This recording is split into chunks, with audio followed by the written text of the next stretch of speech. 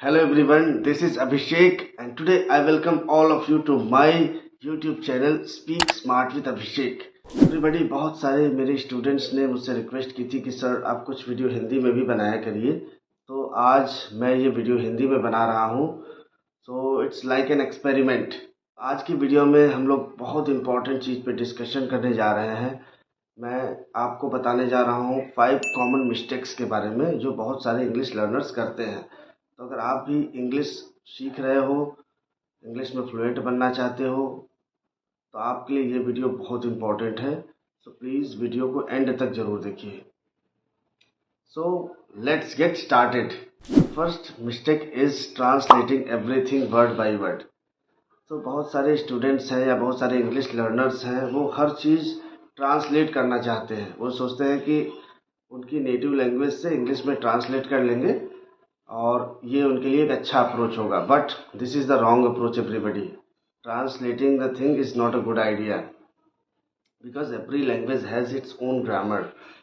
तो आप हिंदी और इंग्लिश को मिक्स नहीं कर सकते या अपनी नेटिव लैंग्वेज और इंग्लिश को मिक्स नहीं कर सकते.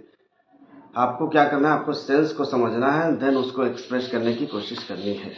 Second mistake is only focusing on grammar. बहुत सारे स्टूडेंट्स हैं, वो ग्रामर रूल्स पढ़ते रह जाते हैं बट कभी फ्लुएंट नहीं बन पाते. ऐसा मैंने बहुत सारे स्टूडेंट्स को देखा है जो ग्रामर पे बहुत ज़्यादा फोकस करते हैं. बट स्पोकन इंग्लिश के लिए ग्रामर एक लिमिट तक ज़रूरी है. तो मैं आपको अपने अपकमिंग वीडियोस में बताऊंगा कि स्पोकन इंग्लिश के लिए कितनी ग्रामर पढ़ना ज़रूरी है. बहुत ज़्यादा ग्रामर में नहीं आपको जाना है deeply. Third mistake is not listening enough. So जैसे मैंने अपने प्रीवियस वीडियोस में भी बताया है कि if you want to become fluent in English you should listen a lot. आपको लिसनिंग बहुत ज़्यादा करना है नेटिव स्पीकर्स को, और जो अच्छे स्पीकर्स हैं उनको आपको सुनना है ऑन अ डेली बेसिस. जितना ज़्यादा आप सुनेंगे उतना ज़्यादा आपके ईयर्स फैमिलियर होंगे इंग्लिश लैंग्वेज से और आपको न्यू वर्ड्स मिलेंगे, न्यू फ्रेजेस मिलेंगे, आपकी प्रोनाउंसिएशन क्लियर होगी एंड ये सारी चीज़ें आपको फ्लुएंट बनाने में हेल्प करेंगी. Fourth mistake is fear of making mistakes. बहुत सारे इंग्लिश लर्नर्स जो स्टार्ट करते हैं इंग्लिश सीखना और जो चाहते हैं फ्लुएंट होना, वो बहुत डरते हैं कि what will happen if I make mistake in front of anybody. उनको लगता है कि मैं अगर गलत बोल दिया मैंने तो क्या हो जाएगा, बहुत गलत हो जाएगा. बट ऐसा कुछ नहीं है. आप सीख रहे हैं, this is the learning stage. So allow yourself to make mistakes. आप लोगों के सामने बोलिए, जैसे भी आपको इंग्लिश आती है बोलना शुरू करिए और मिस्टेक्स करने से मत डरिए बिकॉज मिस्टेक्स आप करेंगे तभी आप सीखेंगे. तो उस मिस्टेक्स करने से क्या होता है कि आपका कॉन्फिडेंस लेवल बढ़ जाता है. वो बहुत ज़रूरी है.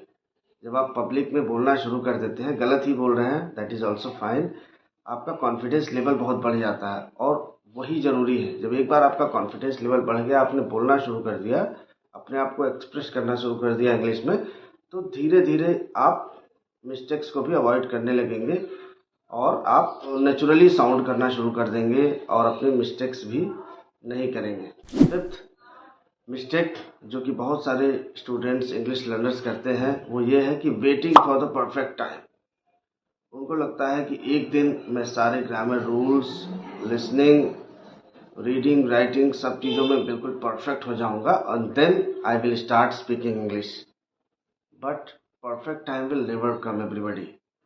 आपको वो टाइम अभी क्रिएट करना पड़ेगा. Practice makes progress. तो आप प्रैक्टिस करोगे तब आपकी प्रोग्रेस होगी, तब आपकी ग्रोथ होगी एंड तब आप जो है एक दिन बहुत अच्छे स्पीकर बनोगे. तो उसके लिए आपको शुरुआत आज से करनी पड़ेगी. Alright, so this is all for today everybody. I hope you liked the video. Thank you so much everybody.